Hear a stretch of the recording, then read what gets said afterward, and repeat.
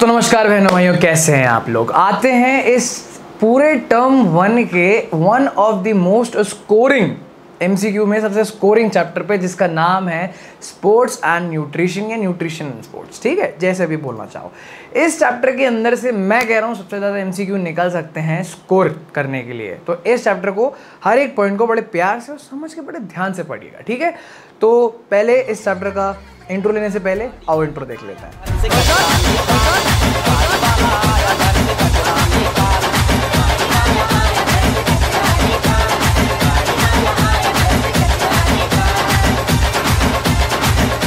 तो इंट्रो देखने के बाद मैं आ चुके हो तुम सब वापस, तो स्वागत करना चाहूंगा तुम सबका। तो आओ देखते हैं कि इस चैप्टर में आने क्या वाला है। इस चैप्टर में सिर्फ 3 चीजें आने वाली हैं और चैप्टर खत्म। देखो, सबसे पहला आने वाला है बैलेंस डाइट। बैलेंस डाइट आपको पता है, बचपन से सुनते आए हो, अपनी ईवीएस की किताबों में पढ़ते हुए आए हो कि what is balance diet and its importance.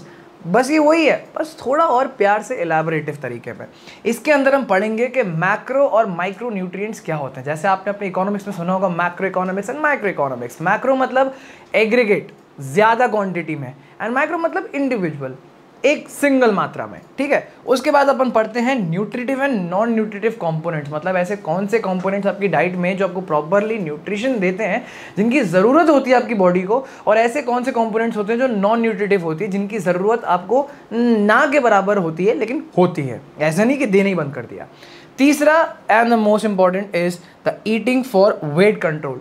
अब इस वेट कंट्रोल के अंदर आप वेट कंट्रोल अगर आपसे कोई पूछा जाता है तो आप क्या बोलते हो कि भाई डाइटिंग करना शुरू कर दो, क्रैश डाइटिंग कर दो, खाना ही मत खाओ, फास्टिंग करो। नहीं, ये सब मिथ्स होते हैं और इनको अपन बस्ट भी करेंगे। तो आओ शुरू करते हैं इस चैप्टर को बिना किसी बकवास के। तो सबसे पहले देखते हैं कि बैलेंस डाइट असल में फिजिकल एजुकेशन के टर्म्स में होती क्या है। एक फिजिकल एजुकेशन टीचर या एक जिम ट्रेनर या एक प्रोफेशनल एथलीट आपसे एक बैलेंस डाइट के बारे में क्या कहेगा। अगर आप उससे पूछते हैं कि सर या ma'am what is a balance diet, तो वो आपको कहेगा एक ऐसी डाइट जिसके अंदर सारे इंपॉर्टेंट न्यूट्रिएंट्स, न्यूट्रिशंस और सारे कंपोनेंट्स जो आपको दिन में आपकी परफॉर्मेंस को इंप्रूव करने के लिए, रिकवर करने के लिए, मसल को ग्रोथ करने के लिए, मसल रिकवरी के लिए प्रॉपरली एक थाली के अंदर जो मिलते हैं, वो सब इज़ अ बैलेंस डाइट।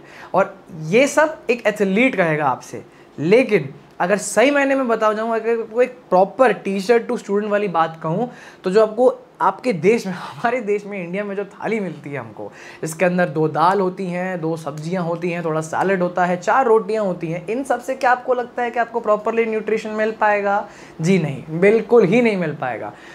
क्योंकि ये बात WHO की रिपोर्ट में भी प्रूव हो चुकी है that the Indian food is spicy and it's full of nutrition and immunity, but it's not proper and जिसको मैं कहूँगा balanced to provide you the day to day nutrition that you need in your body. ठीक है, तो अब देखते हैं कि बैलेंस डाइट के अंदर कौन कौन से कंपोनेंट्स आते हैं। पहला आता है कि ये आपको एनर्जी देता है। ठीक है, ध्यान रखना, ये आपको एनर्जी प्रोवाइड करता है। उसके बाद ये आपको बॉडी बिल्ड करने में हेल्प करता है। जैसे कि बॉडी बिल्डर्स होते हैं ना, वो क्या, उनको बॉडी में सबसे ज़्यादा क्या चाहिए रहता है? प्रोटीन। तो give them some lots and lots of protein. जी हाँ, तो आपकी डाइट में प्रोटीन की मात्रा भी होनी चाहिए, जिसके बारे में आगे बात करेंगे। और उसके बाद होता है डिफेंसिव। तो बैलेंस डाइट के अंदर अगर आपके खाने में एनर्जी है, ताकत मिल रही है, आपकी बॉडी बिल्ड हो रही है, आपकी मसल में डेवलपमेंट एंड ग्रोथ हो रहा है, और आपकी फूड आपको अलग अलग डिजीजेस से और इम्यूनिटी से आपके प्रॉपर कवच दे रहा है, डिफेंसिव मैकेनिज्म प्रोवाइड कर रहा है, तो वो खाना आपके लिए प्रॉपर बैलेंस डाइट के अंदर आता है। अब बैलेंस डाइट के अंदर जैसे कि मैंने बताया कि ये 3 चीज़ें आती हैं, तो वो किन किन कंपोनेंट से मिलकर वो 3 चीज़ें बनी हैं।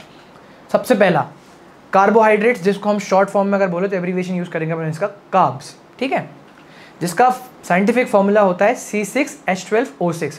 कार्बन के 6 एटम, हाइड्रोजन के 12 एटम एंड ऑक्सीजन के भी 6 एटम। ठीक है, कार्बोहाइड्रेट्स हो गया। फिर आते हैं फैट्स पे। अब जो लोग जिम जाते हैं वो ये सोचते होंगे कि भैया अगर हम जिम जाते हैं तो हमको तो फैट्स अवॉइड करने चाहिए। देखो बेटा, फैट्स अगर अवॉइड कर दोगे ना तो मर जाओगे, लिटरली। यू विल, अपनी ही गलती से you will kill your self. Fats इतने ज़रूरी होते हैं आपकी बॉडी में।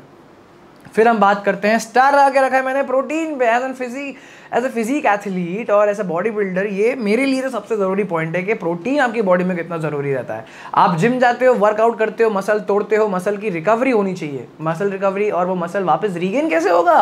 प्रोटीन से होगा। उसके बाद हम बात करते हैं विटामिन्स एंड मिनरल्स के बारे में। विटामिन्स जो आपको अपने फ्रूट से या अलग अलग सैलड से मिल सकते हैं, वो आपके बॉडी के अलग अलग डिफेंसिव मैकेनिज्म की तरह काम करता है। विटामिन्स आपकी बॉडी में डिफेंसिव मैकेनिज्म का काम करता है। उसके बाद आते हैं मिनरल्स पे, जो कि आपकी बॉडी को एक प्रॉपर चमक, जिसे हम कहते हैं ना, चमक का काम करता है। जैसे कहते हैं ना सोने पे सुहागा, आहा, बस ये वो काम करता है। ठीक है, अब इन पूरा साल अगर देखा जाए तो जैसे कि मैंने बना के रखा है यहाँ पर, कंटेन्स ऑल इंपॉर्टेंट न्यूट्रिशन या न्यूट्रिएंट्स। अगर आपकी बॉडी के, आपके खाने के अंदर carbohydrates, fats, proteins, vitamins and minerals, ये 5 या 6 कंपोनेंट्स अगर होंगे ना, तो आपकी बॉडी प्रॉपर काम करेगी और आपको प्रॉपर बैलेंस न्यूट्रिशन मिलेगा। आइए बात करते हैं आगे। तो आपको अब ये सोच रहे होगे कि सर हमको ये सब खाने के बारे में पता चल गया, ये तो हमें कोई पता है कि फूड के कंपोनेंट्स क्या होते हैं, ये हमको किससे मिल सकते हैं? मैं बताता हूँ। 3 तरीके के खाने होते हैं जिनसे आपको ये सारी 5 चीज़ें मिल सकती हैं। क्या कौन सी बात करते हैं? एनर्जी यील्डिंग फूड, जो आपकी बॉडी को ताकत देंगे। दूसरा होता है बॉडी बिल्डिंग फूड, जो आपकी बॉडी में मसल बनाएंगे। नंबर 3 डिफेंसिव फूड, जो आपकी बॉडी को कवर करेंगे, आपको स्ट्रॉन्ग बनाएंगे immunity wise and protection wise. तो ये एनर्जी यील्डिंग फूड क्या होते हैं? सिंपल ऐसे फूड जो आपकी बॉडी को ताकत दे, आपकी बॉडी में जो प्रॉपरली, एक मैं कह रहा हूँ, आप वर्कआउट करने जाते हैं, आपकी बॉडी में से इंपॉर्टेंट न्यूट्रिशन टूटते हैं। वो कौन से न्यूट्रिशन होते हैं? Energy yielding. क्योंकि सपोज मान के चलो, और ये एनर्जी यील्डिंग कार्बोहाइड्रेट्स होते हैं, ब्रेड हो गया, बटर हो गया, सैंडविचेस हो गए, पोटैटो हो गए, वेजीज हो गए या फ्रूट्स हो गए, ये सब आपको एनर्जी प्रोवाइड करते हैं, तुरंत एनर्जी प्रोवाइड करते हैं, जिसको अपन कहते हैं ना स्पाइक एनर्जी प्रोवाइड करने के लिए, ये वो काम करते हैं। फिर आते हैं बॉडी बिल्डिंग फूड पे, ये प्रोटीन्स हो गए, एग्स हो गए, चिकन हो गया, रेड मीट हो गया, ये सब आपकी बॉडी में मसल को ग्रोथ करने का काम करता है। उसके बाद आते हैं डिफेंसिव फूड्स पे, vitamins and minerals, fruits and vegetables, boil करके खाइए, कच्चा खाइए, बिल्कुल साफ करके खाइएगा। ठीक है, अब आते हैं न्यूट्रिएंट्स पे। Economics, macro economics, micro economics. उसी तरह से मैक्रोन्यूट्रिएंट्स, माइक्रोन्यूट्रिएंट्स, काफ़ी इजी है। मैक्रो, नाम भी समझ में आ रहा होगा, ऐसे कंपोनेंट्स या ऐसे न्यूट्रिएंट्स आपकी बॉडी को ज़्यादा मात्रा में चाहिए। कौन कौन से कंपोनेंट्स चाहिए? Carbohydrates, fats and proteins. ठीक है, उसी तरीके से कौन से कंपोनेंट्स आपको कम मात्रा में चाहिए? Vitamins and minerals. अब ये विटामिन मिनरल्स भी अपने हिसाब में काफ़ी बड़ा रेंज ऑफ कंपोनेंट्स कैरी करते हैं। तो आगे पढ़ते हैं। ठीक है, ये ज़रा देख लो एक बार। मैक्रो के 3 पार्ट हैं जो ज़रूरी चाहिए आप लोग को। कार्ब्स हो गया, कार्ब्स हो गया, फैट्स हो गए और प्रोटीन हो गया। मैं फिर से बोल रहा हूँ, फैट्स को बेटा एक्सक्लूड मत करना, बहुत ज़रूरी चीज़ होती हैं। और उसी तरह आपके माइक्रोन्यूट्रिएंट्स के अंदर विटामिन्स एंड मिनरल्स आते हैं, जो कि अपने आप में एक बहुत बड़ा कैरी ऑन करते हैं। ठीक है, अब देखते हैं कि विटामिन्स एंड मिनरल्स के अंदर कौन कौन सी चीज़ें हैं जो सबसे ज़्यादा आती हैं। पहला, विटामिन्स खुद 2 तरीके के होते हैं, fat soluble and water soluble. Fat soluble मतलब वो विटामिन्स जो आपके बॉडी में जाके फैट की तरह स्टोर होते हैं, और इनको बेटा बॉडी में फैट स्टोर होना बुरी बात नहीं होती है, लेकिन वो फैट को स्टोर करके लंबे पीरियड तक रखे ही रहना और फिर एक्सपेक्ट करना कि वो अपने आप निकल जाएगा, नहीं, फिर आप मोटे हो जाओगे। ऐसे विटामिन्स जो आपको खाने के फैट के तरीके से मिल सकते हैं, vitamin A, vitamin D, vitamin E and K. A D E की ए डेक करके कर लेना इसको, और डेक कर लेना। ठीक है, सिंपल है, वैसे तो आएगा नहीं ज़्यादा इसमें से, बट एमसीक्यूज़ के तौर पे आ सकता है कि हो सकता है कि ऐसे विटामिन्स बताओ जिनकी डेफिशिएंसी से ये होता है, ऐसे वो कौन सी डिजीज़ है, सपोज एक डिजीज़ का नाम दिया रहेगा, और ऐसे कौन सा विटामिन है जो उनको क्योर कर सकता है, या जिसकी कमी की वजह से आपको वो प्रॉब्लम हो जाती है। तो ये ऐसे एमसीक्यूज़ आएंगे, ट्रिकी क्वेश्चन आ सकते हैं, तो कंफ्यूज ना होना। ठीक है, विटामिन 2 तरीके के होते हैं, fat soluble and water soluble. Fat soluble के अंदर आपका ए, डी, ई और के आता है, और वाटर सॉल्यूबल के अंदर आपके बचे हुए बी और सी आते हैं। ठीक है, उसके बाद करते हैं मिनरल्स के बारे में। ये होते हैं मेजर और होते हैं ट्रेस। ठीक है, 2 तरीके के होते हैं, एक मेजर होता है और एक ट्रेस होता है। तो ये जो पूरी आपने जो टेबल देखी ना यहाँ पर न्यूट्रिएंट्स की, कि यहाँ मैक्रो होते हैं और माइक्रो होते हैं, तो इस टेबल को बड़े ध्यान से समझिएगा। ठीक है, अब आगे बढ़ते हैं। तो बात करते हैं इस चैप्टर के एक और इम्पॉर्टेंट टॉपिक के बारे में, जिसका नाम दिया है हमने nutritive and non nutritive component. जैसे कौन कौन से कंपोनेंट्स होते हैं जो आपकी बॉडी को ज़रूरी मात्रा में चाहिए एंड नॉट सो ज़रूरी मात्रा में चाहिए। ठीक है, तो ज़रूरी मात्रा में जैसे मैंने आपको बताया था कि मैक्रोन्यूट्रिएंट्स, जो कार्ब्स, प्रोटीन, जो फैट्स होते हैं ना, वो आपको न्यूट्रिटिव कंपोनेंट्स होते हैं, वो आपकी बॉडी को चाहिए ही चाहिए। जो आज से कुछ साल पहले हॉर्लिक्स का ऐड आता था ना, हॉर्लिक्स बढ़ाए दूध की शक्ति, हॉर्लिक्स चाहिए ही चाहिए, बिल्कुल ऐसे ही, ठीक है। उसके बाद हमारे अंदर आते हैं नॉन न्यूट्रिटिव कंपोनेंट्स जो आपकी बॉडी को कम से कम या नॉट सो इंपॉर्टेंट मात्रा में चाहिए। सबसे पहले आते हैं कार्बोहाइड्रेट्स पे, जैसे कि मैंने आपको बताया, और मैंने बताया था कि इसका केमिकल फॉर्मूला होता क्या है, C6H12O6, ठीक है। फिर आते हैं प्रोटीन्स। प्रोटीन्स भी दो तरीके के होते हैं, एसेंशियल एंड नॉन एसेंशियल। उसके बाद आते हैं फैट्स पे, और फैट्स का केमिकल फॉर्मूला होता है CHO, कार्बन हाइड्रोजन और ऑक्सीजन का एक कंप्लीट एटम बनाता है एक फैट का मॉलिक्यूल, ठीक है। फिर आते हैं विटामिन्स एंड मिनरल्स। तो ये आपकी बॉडी को, ये जो पूरा इधर मैंने ये दिख रहा है ना आपको, ये 1 2 3 4 और ये 5, पांचों के पांचों इंपॉर्टेंट न्यूट्रिटिव कंपोनेंट्स आपके न्यूट्रिटिव कंपोनेंट्स के, जिसको कहते हैं ना सबसे ज़्यादा ज़रूरी मात्रा में चाहिए, ये उसके अंदर आपका आता है। बेटा कंफ्यूज मत होना, nutritive components and non nutritive components simple दोनों एक ही चीज़ है। खाने के अंदर आपको चाहिए रहता है, कार्ब्स भी चाहिए, फैट्स भी चाहिए, प्रोटीन्स भी चाहिए, विटामिन्स एंड मिनरल्स चाहिए। ये 5 चीज़ों का कंपोनेंट आपका एक प्रॉपर न्यूट्रिशन बनाता है, ठीक है। और यही पांचों चीज़ें मिलकर के सबसे ज़रूरी न्यूट्रिटिव कंपोनेंट बनाती है। और ऐसी कौन सी ज़रूरी चीज़ है जो हमको लेस मात्रा में चाहिए? Water and fibre. अब ये थोड़ा कॉन्ट्रोवर्शियल हो सकता है, आप लोग को लग रहा होगा कि सर वाटर तो बहुत ज़रूरी है, पानी के बिना हम जी नहीं पाएंगे। किसने कहा नहीं जी पाओगे? बिल्कुल जी पाओगे, लेकिन ज़्यादा लंबे टाइम तक नहीं। आपको पता होना चाहिए कि आपकी बॉडी 70% या 70% पानी से बनी हुई है। आप काटते हो, आपको खून निकलता है, सपोज आपको कहीं इंजरी होती है तो खून बहता है उसमें, इसीलिए क्योंकि उसके अंदर हीमोग्लोबिन के साथ में, जो कि ब्लड को रेड बनाता है, उसके साथ में वाटर का मॉलिक्यूल और वाटर सब्सटेंशियल्स कैरी होते हैं, जिसकी वजह से वो फ्लूइड फॉर्म में होता है, ठीक है। तो ये वाटर हो गया आपका, जो कि 70% पानी से बना है। अब अगर मैं आपको कहूँ कि 70% पानी के अंदर अगर आपकी कुछ कमी हो जाती है, 5 से 10%, 10 से 15%, 15 से 20% या 20 से ज़्यादा, तो आपको धीरे धीरे दिक्कतें बढ़ना शुरू हो जाएंगी। इसलिए आपको कम से कम एक दिन में 1 गैलन ऑफ वाटर पीना पड़ता है, और वो गैलन ऑफ वाटर होता है कम से कम 6 से 8 लीटर का, ठीक है। तो वो एक पूरा गैलन होता है, तो इतना पानी पीना पड़ता है। दूसरा होता है फाइबर। अब फाइबर, आप सोच रहे होगे कि फाइबर की हमको क्या ज़रूरत? बेटा फाइबर ज़रूरी तब होता है जब आप अपनी बॉडी के अंदर पानी प्रिवेंट करते हो, लेकिन अगर आप ऑलरेडी पानी पी रहे हो तो आपको फाइबर की ज़रूरत नहीं पड़ती इतनी। और फाइबर आता किससे है? ग्रीन वेजिटेबल्स, खास करके जिसमें मिनरल कैरी होते हैं, for example cucumber and watermelon, उससे आपकी बॉडी को फाइबर ज़्यादा मिलता है। फाइब्रस फ्रूट जैसे हम कहते हैं ना, ये वो होते हैं। अगर आप ऑलरेडी वाटर प्रिवेंट कर चुके हो, जैसे कि बॉडी बिल्डर्स होते हैं कि अपने कॉम्पिटिशन से 1 हफ्ते 2 हफ्ते या कुछ दिन पहले पानी छोड़ देते हैं, जस्ट बिकॉज कि उनकी मसल पे क्रैम्प ना, क्रैम्प तो बिल्कुल, देखो पानी की कमी होगी तो क्रैम्प तो आएगा, बस वो इसलिए करते हैं क्योंकि उनकी मसल्स प्रॉपरली शो ऑफ हो। उनके स्किन और मसल्स के बीच में पानी का कंपोनेंट नहीं रहना चाहिए, नहीं तो वो थुलथुले टाइप के या बॉडी के बीच में थोड़ा लगता है, ठीक है। तो ये फाइबर हो गया। अब आगे बढ़ते हैं, अब आते हैं इस चैप्टर के आखिरी पड़ाव पर, आखिरी स्टेपिंग स्टोन पर, eating for the weight control. अब ये देखा जाए तो जैसे कि आपके बिजनेस स्टडीज़ के अंदर, जैसे कि अभी आपको MCQs आएंगे, बट बिजनेस स्टडीज़ के अंदर एक टाइम ऐसे हुआ करता था जब हम एग्जाम दिया करते थे, तो हम लोग को केस स्टडीज़ आती थी। इनकी भी केस स्टडीज़ हैं, कैसे बताता हूँ। मान के चलो, सबसे पहले तो वेट कंट्रोल के लिए एक सिचुएशन होती है फूड इंटॉलरेंस। आपके फ्रेंड्स होंगे या आप खुद होंगे, आपके फैमिली में कोई होगा जो कहते हैं कि मैं पनीर, दूध, दही या दूध से बनी चीज़ें नहीं खा सकता। क्यों? मैं खाता हूँ, मैं उल्टी कर देता हूँ या कर देती हूँ। कहीं समझ में आया कि मैं कैसे कनेक्ट कर रहा हूँ? दूध और ये सब चीज़ें, इंग्लिश में इनको लैक्टोस कहते हैं, क्योंकि इनके अंदर का जो कंपोनेंट होता है जो इनको वाइट बनाता है, वाइटी इन सब्सटेंस बनाता है और इनके मॉलिक्यूल को आपस में जोड़ के रखता है, that is called lactose. Milk में एक चीज़ होती है दैट इज कॉल्ड लैक्टोस, ठीक है। फूड इंटॉलरेंस, लैक्टोस इंटॉलरेंट नाम सुना है? बिल्कुल सुना होगा।